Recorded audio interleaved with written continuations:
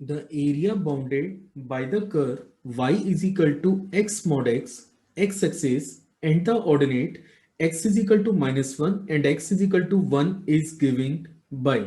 So let's see how we will solve this problem. तो देखिए सबसे पहले मैं क्वेश्चन के पार्ट को एक बार आपको समझा देता हूँ.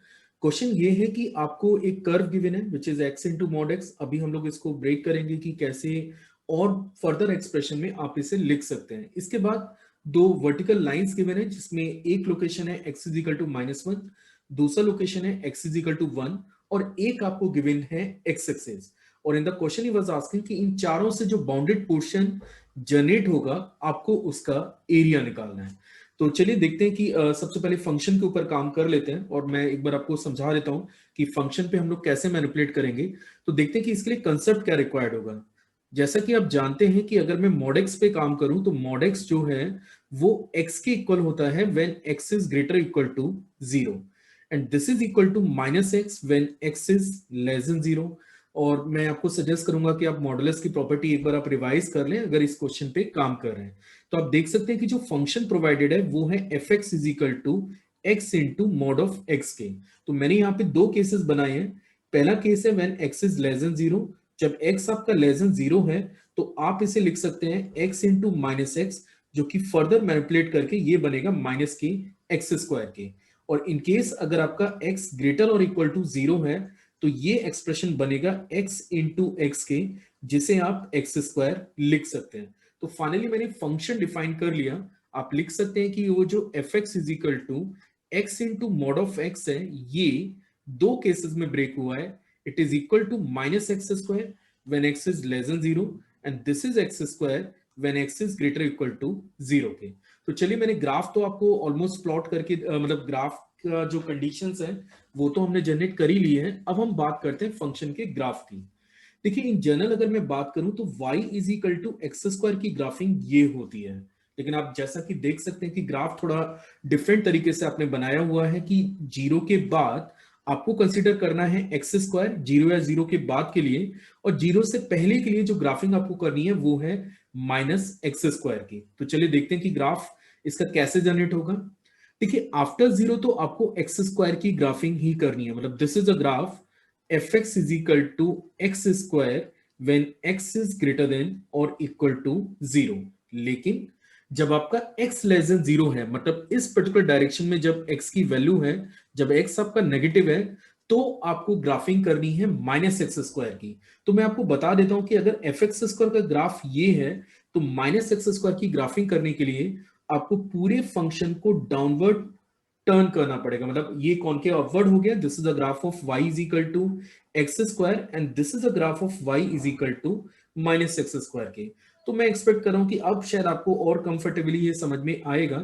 जीरो या जीरो के बाद मुझे प्लॉटिंग करनी थी एक्स स्क्वायर की. तो ऑलरेडी आप देख सकते हैं कि मैं यहाँ पे ये एक्स स्क्वायर का ग्राफ मैं जीरो के बाद बना चुका हूं यहाँ पे, और जीरो के लेफ्ट में आपको बनाना है minus x square and this is the graph of minus x square. और अगर मैं अब इसको मेन ग्राफ पे प्लॉट करूं तो आप देख सकते हैं कि जो ग्राफ है वो ऑलमोस्ट आपको ऐसे नजर आने वाला है. This is the graph of minus x square. थोड़ा सा सिमेट्री वाला पॉइंट आप ध्यान रखिएगा. जैसे अगर मैं इसको एग्जैक्टली बनाना चाहूं तो ऑलमोस्ट मुझे ऐसे बनाना चाहिए था. And this is the graph of fx is equal to fx is equal to minus x square when x is less than 0 है. तो देखिए हम ग्राफिंग कर चुके हैं, हम लोग फंक्शन का ग्राफ बना चुके हैं और अब हम चलते हैं फंक्शन को मतलब एरिया कैलकुलेट करने के लिए. तो जैसा कि क्वेश्चन में उसने बोला है एक लाइन है हमारे पास x is equal to 1, the location is, और x इज इक्वल टू 1 एक लोकेशन ये है, x इज इक्वल टू -1 दूसरा लोकेशन आपके पास ये है, और आपको x axis curve x is equal to -1 x is equal to 1 इन चारों से बाउंडेड पोर्शन का एरिया कैलकुलेट करना है. मींस आप जिस एरिया को कैलकुलेट करने जा रहे हैं वो पोर्शन जो ग्रीन से मैंने शेड किया है ये एरिया आपको कैलकुलेट करना है. अब एक और चीज आप नोटिस कर सकते हैं कि ये जो फंक्शन है ये एक ऑड फंक्शन है ना. ये फंक्शन एक ऑड फंक्शन है. मींस यहां पे जितना भी एरिया आपको मिलने जा रहा है यहां भी एग्जैक्टली उतना एरिया ही मिलेगा, लेकिन साइन में अपोजिट होगा. यानी कि अगर आपको कर्व का एरिया चाहिए तो आपके पास दो ऑप्शन है. आपके पास दो ऑप्शन है, या तो आप ये कर सकते हैं a इज इक्वल टू, मैं एरिया की बात करूं कि what is actually the area for the given function, हम लोग लिख सकते हैं that is 2 times of 0 to 1 x square dx के। या तो आप ये वाला केस सॉल्व कर सकते हैं, या तो आप ऐसा करिए, या फिर एक और ऑप्शन है कि आप इस पे लगा दीजिए मॉड, है ना। तो जैसे आप मॉड लगाएंगे, mod of minus x square की बात करेंगे, तो आप देखेंगे कि अब आपको इसे इंटीग्रेट करना है -1 से लेके 1 तक into dx। Again you will get the same result. तो मैं अभी ये वाला पार्ट आप खुद से भी कर सकते हैं, मैं पहले आपको ये लेफ्ट हैंड वाले पार्ट को सिंप्लीफाई करके दे सकता हूं। तो देखिए एक्स स्क्वायर की इंटीग्रल की अगर मैं बात करूं तो ये बनता है x³ by 3, और लिमिट आपके पास कितनी है, लिमिट आपके पास है 0 से लेके 1 तक, और इसका आपको करना है ट्वाइस। मींस अगर मैं फर्दर इसको सिंप्लीफाई करूं तो ये बनेगा 1/3 -0, या फिर आप इसे लिख सकते हैं 2/3 के। So this is the area of the shaded portion, ये आपके पास शेडेड पोर्शन का एरिया है।